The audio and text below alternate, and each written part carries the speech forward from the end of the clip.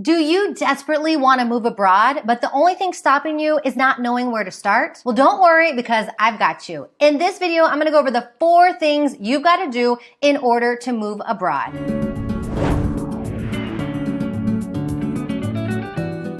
Moving abroad is a lot different than going on vacation. You can't just close your eyes, pick a place on a map, and run to the airport. There's actually some things you got to figure out before you can go. Now, if you're here, that's probably because you don't even know what those things are that you have to figure out. So let's go through them step by step. There are 4 things that you need to figure out, and let's start with number 1. Get clear on what you want. So grab out a piece of paper, get that vision board, whatever you need to get clarity on what a move abroad means to you. When people say I want to move abroad, that means something different to each person. So really sit down and get clear on what this opportunity looks like for you. Where do you want to live?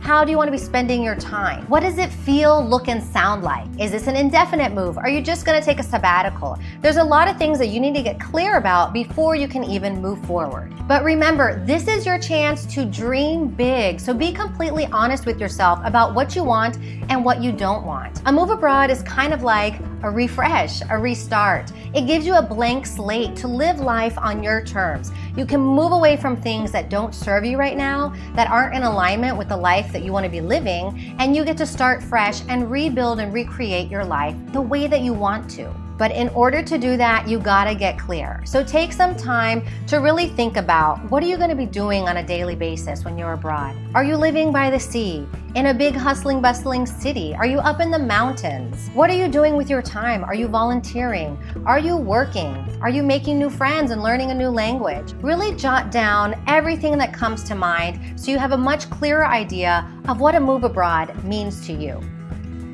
Number 2 is to figure out your finances.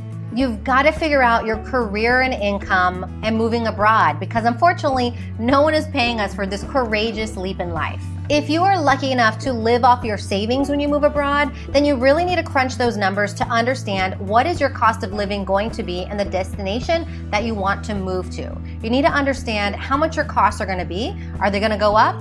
I'm pretty sure most likely they're going to go down, but you need to be clear on what that figure is going to be. Now, most of us, like me, we're not able to cruise off our savings indefinitely. And if you have a remote job in the US, then you probably know that your employer is not very likely to let you take that remote job abroad. That means you're going to have to figure out a solution, whether that is going from a full-time employee to a contractor with your company, or maybe you're gonna have to leave your current job and find a company that lets you work from anywhere. I've got a video about that, take a look. Or you may just have to become a freelancer. Other options are finding work in the country abroad, but that does entail obtaining a work visa, so being sponsored by a company abroad, and that can be a really difficult thing for US citizens to get.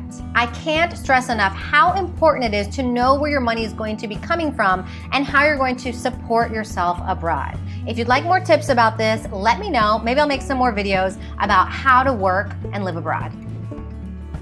So number 3 goes hand in hand with everything we've been talking about, and that is choosing your destination. Sounds easy, right? Well, not really. There are so many amazing destinations out there. So how do you know which is the right one for you? You've probably seen all those articles about US citizens living abroad and the best places to live. Well, just because somewhere is the best place for one person doesn't mean it's going to be the best place for you. So when choosing a destination, you really need to think about the personal and practical. How do you want to live your life abroad? And what is the best country that's going to suit your interests, needs, and lifestyle? You got to think about things like climate, cost of living, culture, language, and even bigger things like what is your greater goal? Do you want to get citizenship in a country one day? Is there a path for you to do that in the country you want to move to? Many things to consider. So really think about, again, getting clear on what you want and how you want your life abroad to look like, point 1 that we talked about, to help you understand which destination is going to be the right fit for you. If you're looking to move to Europe, I have 2 videos on the best places to live in Europe, so that'll give you some food for thought and see if there's anything there that catches your eye.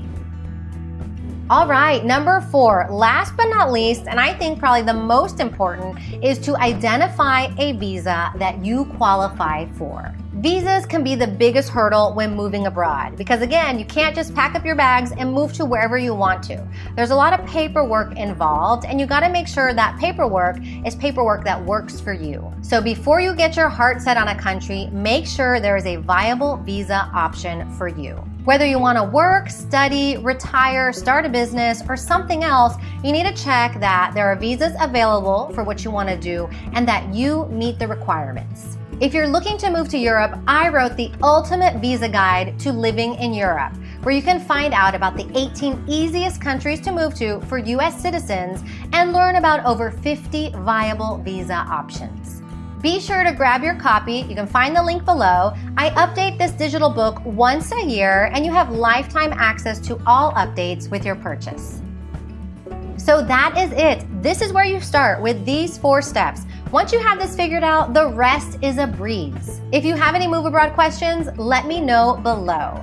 And if you're new here, my name is Cepee, rhymes with Peppy, from SheHitRefresh.com, and I made my move from Texas to Spain in 2015 at 35 years young. It's been 8 years now. I am still here living my best life. If you need more resources to help you with your move abroad, again, check out my digital visa guide to living in Europe. You can find the link below.